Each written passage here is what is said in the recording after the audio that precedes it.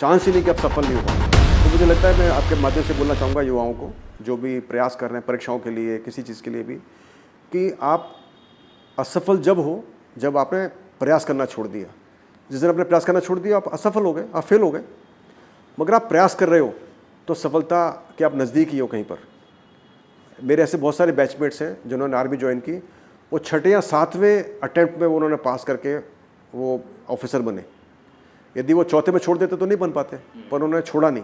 तो मेरा कहने का यही अभिप्राय है कि आप जो पीपीटी में बोल रहा हूँ, आपको दोबारा याद दिला रहा हूँ, पीपीटी जो कि आर्मी के अंदर बहुत ही मैं समझता हूँ कि हम सीखते हैं। परसिवरेंस यानी कि दृढ़ता, दूसरा पी यानी कि पैशन, पैशन है जज्बा, और तीसरा है ट्रेनिंग यानी कि एजुकेशन, स्किलिंग, तैयारी करना, मेहनत करना। ये तीनों चीज़ें बहुत ज़रूरी है। तो पैशन और परसिवरेंस तो आपके दिमाग की सोच है। यदि आप दृढ़ रहोगे, आप लगे रहोगे, आपके अंदर जज्बा होगा कि मुझे जज्बे से काम करना है, आपको जुनूनी होना पड़ेगा, पागल होना पड़ेगा कुछ भी करने के लिए, पाने के लिए। और थर्ड है ट्रेनिंग यानी कि तैयारी करना, एजुकेशन करना। आप तीनों चीज़ों पे भरोसा रखोगे तो कोई चांस ही नहीं कि आप सफल नहीं हो पाओगे। आपको कुछ ना कुछ तो ज़रूर मिलेगा। हाँ, ये हो सकता है देर सवेर मिले, ये नहीं कि हर चीज़ आपको फ़ौरन मिल जाए, देर सवेर मिले, वहाँ डेस्टिनी हो सकती है। सिर्फ डेस्टिनी को उतना मानता हूँ मैं कि आपको फ़ौरन मिल जाए, बाद में मिले बस। लेकिन डेस्टिनी का इतना ही रोल है कि टाइम कम मिले, लेकिन मिलेगा ज़रूर, इस बात की गारंटी होती है। अक्सर लोग सोचते हैं कि पूरी दुनिया के अंदर भ्रष्टाचार फैला हुआ है, सभी लोग तो भ्रष्ट हैं ऊपर से लेकर नीचे तक, तो हमें क्या दिक्कत है, हम क्यों नहीं कर सकते गलत तरीके से।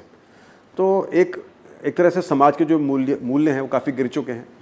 माता पिता भी उसमें शामिल हो जाते हैं। माता पिता भी चाहते हैं कि बच्चे को पैसे दे के वो पेपर लीक करा दे, नकल करवा के पास करा दे, फर्जी डिग्री दिलवा दे। तो अभी ये ऐसा लगता है कि जैसे बहुत नॉर्मल है।